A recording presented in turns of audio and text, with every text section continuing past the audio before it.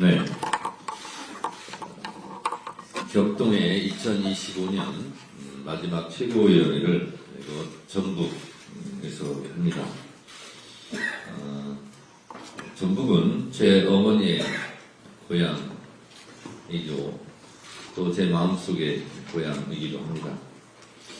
제가 지금은 충남 금산 출신인데요. 제가 10남매 중에 제가 10번째 막내인데 9번째 제 위에 형까지는 다 전북 출생입니다. 1963년도에 금산이 충남으로 했기 때문에 저만 충남 태생이고 저희 형님 누나들은 다 전북 완주 출생입니다. 그만큼 저와 전라도 전북은 뗄래야 뗄 수 없는 운명적인 관계가 아닐 수가 없습니다. 저 또한 우리 김관영 지사께서 전북 명예도민으로 저를 좀 위촉해 주셔서 저도 전북 명예도민이기도 합니다. 전북은 동학의 발생지입니다. 동학의 발생지라는 것은 민주주의의 발원지라는 뜻이기도 합니다. 1894년 동학농민의 정신, 인내천 백성이 나라의 주인이다. 왕이 아니다. 라는 것은 대한민국 민주주의의 시작이었고, 그래서 이 전북이 대한민국 민주주의의 발원지라고 저는 생각합니다. 1894년 12월 31일 우금치에서 동학 농민군이 크게 패퇴했지만 그 정신은 살아남아서 3.1운동과 4.19, 부마 항쟁, 그리고 5.18, 광주민주화운동, 87년 이율항쟁으로 이어져 있습니다. 저도 87년 저희 학교 교정에서 보원철폐 독재타도 대통령 직선제를 외치며 서울 종로, 서울역, 명동으로 진출할 때 동학 농민혁명가를 부르고 있었습니다. 저도 동학의 피가 흐르는 동학의 후예였던 거지요. 이처럼 전북에서 발원한 민주주의 역사 140년이고 그 정신에 입각해서 현재의 헌법이 만들어졌기 때문에 우리는 12.3 비상경 내란 사태를 이겨낼 수 있었습니다. 지금의 헌법은 국회 해산권이 없습니다. 그동안 계엄 이런 걸 보면서 87년 유월항쟁을 통해서 새로 만들어진 지금의 헌법에서 국회 해산권을 없애버렸습니다. 만약에 이러한 민주화의 흐름이 없었다면 13 비상계엄은 국회가 해산돼서 막을 수 없었을지도 모릅니다. 그만큼 생각해보면 우리가 사는 오늘의 민주주의는 그 이전의 민주주의를 위해서 싸웠던 우리 선배 열사들의 피와 땀을 잊어서는 안 될 것입니다.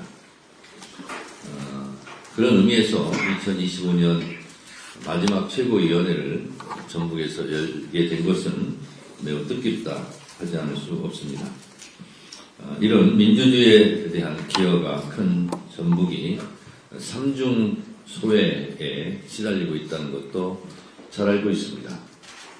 그래서 제가 대표에 취임하자마자 특별한 희생에는 특별한 보상을 해야 된다는 이재명 대통령의 국정 철학에 맞게 호남발전 특위를 만들어서 민주주의에 헌신하신 이곳 전북 도민들에게 이제는 국가가 보상을 해야 된다는 생각을 쭉 갖고 있었고, 오늘 최고위원회 이 장소도 마지막은 전북으로 해야 되겠다라는 생각을 갖고 이곳에 왔습니다. 호남특위의 노력으로 전북은 올해 내년 사상 첫 10조 원의 예산 시대를 열었습니다. 10조 834억 원으로 역대 최대 규모입니다. 이번 예산은 전북의 미래를 여는 투자입니다. 피지컬 AI 생태계 조성, 우주 방사성 영향 평가형 사이클로트론 구축을 통해 전북을 AI, 바이오 생명, 우주융합 혁신 거점으로 키워 나가겠습니다. 농어촌 기본소득 시범사업 확대와 전북 재활병원 건립 등 민생 SOC 예산도 빈틈없이 보강했으니 앞으로 잘 그것을 키워나가도록 하겠습니다.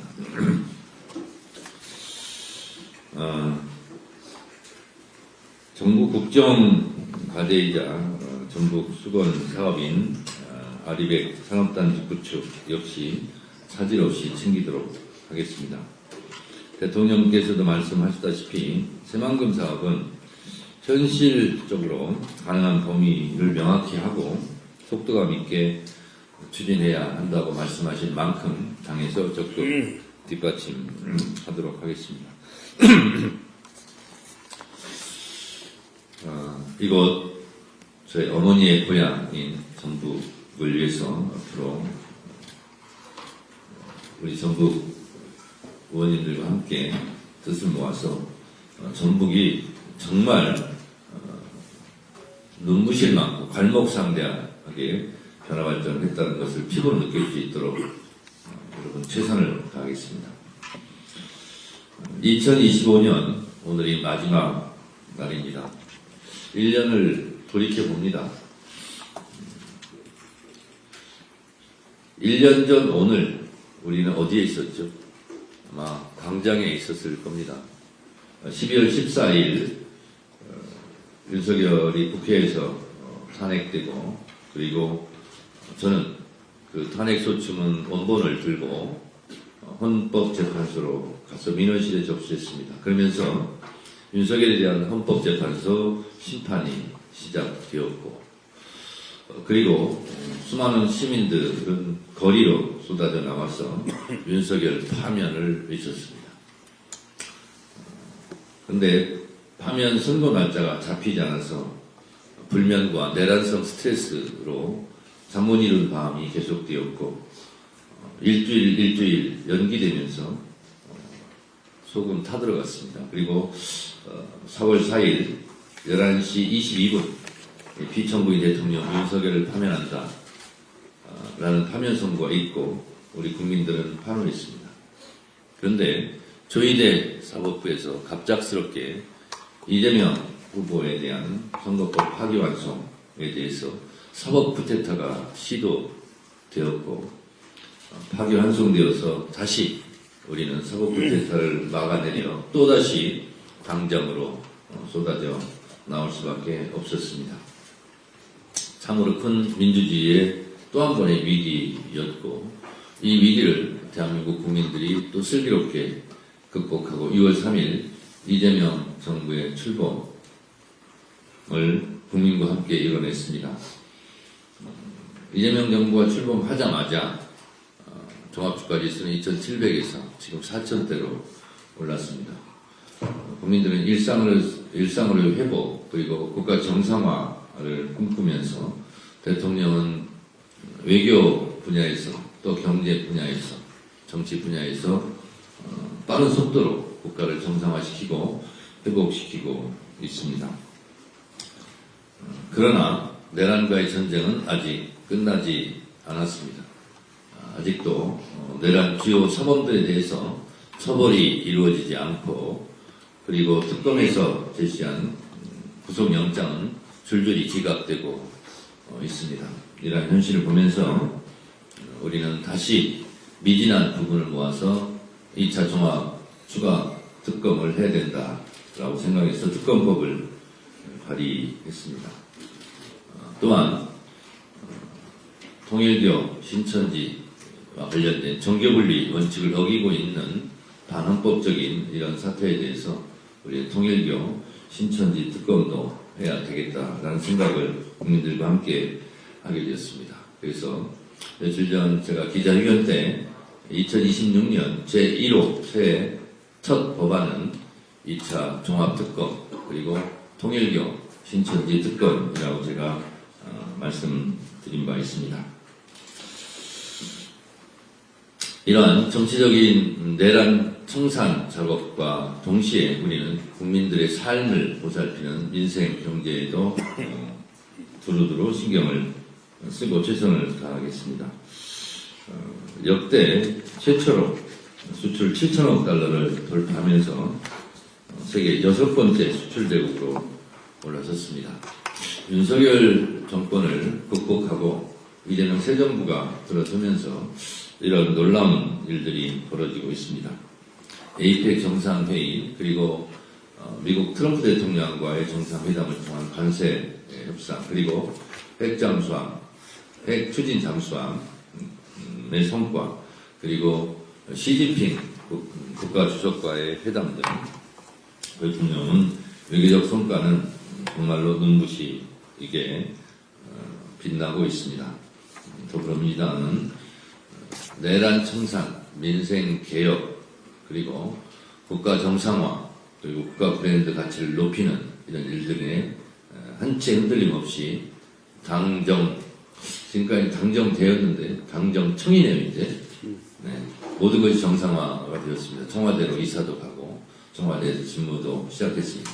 당정청이 지금까지 그래왔듯이 원팀 원보이스로 똘똘 뭉쳐서 국정을 든든하게 뒷받침하고 그리고 내년에 있을 지방선거를 반드시 승리로 이끌도록 하겠습니다. 어제 국무회에서 내란선당 재판부 설치법과 허위 조작 정보 근절을 위한 정보통신망법 개정안이 의결되었습니다.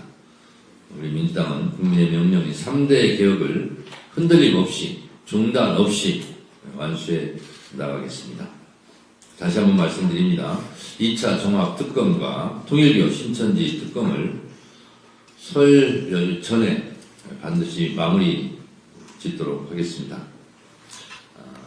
내년 6월 지방선거에서는 억울한 포도풀을 없애고 당원들이 참여하는 완전한 경선으로 가장 공정한 경선으로 가장 경쟁력 있는 후보를 공천하도록 하겠습니다. 시도당에서도 협조해 주시기 바랍니다. 전북에 왔습니다. 전북 도민 여러분, 올 한 해 정말 고생 많으셨습니다. 새해 복 많이 받으십시오. 감사합니다.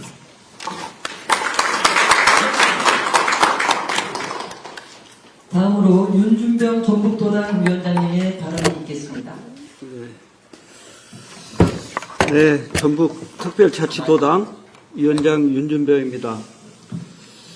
먼저 2025년 마지막 현장 최고위원회를 우리 전북에서 이렇게 개최해 주시고 함께 해 주신 우리 정청래 당 대표님을 비롯한 우리 최고위원님들 감사하고 또 환영한다는 말씀을 드립니다. 특히 우리 정청래 대표님 어머니 고향이기도 하시고 전북병의 도민이기도 하신데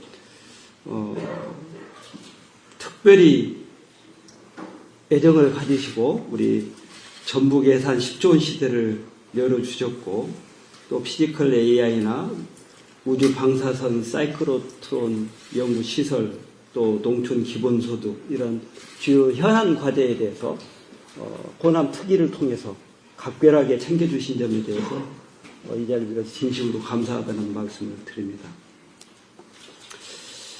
그럼에도 불구하고 전북의 경우에는 앞에서 우리 대표님 지적하신 것처럼 삼중 소외에 대한 갈구가 있습니다. 작금의 핵융합시설과 관련된 내용이라든지 또 새만금 공항과 관련된 기본계획 취소와 관련된 소송과 관련된 내용들 뭐 이런 내용들을 도민들이 지켜보면서 특히나 우리 대통령께서도 삼중 소외에 대한 해소 문제를 직접적으로 이렇게 챙겨주시겠다고 말씀하셨고 우리 당 대표님도 호남 특위까지 만들어서 이런 부분을 해소하겠다고 말씀하셨는데 이런 부분들이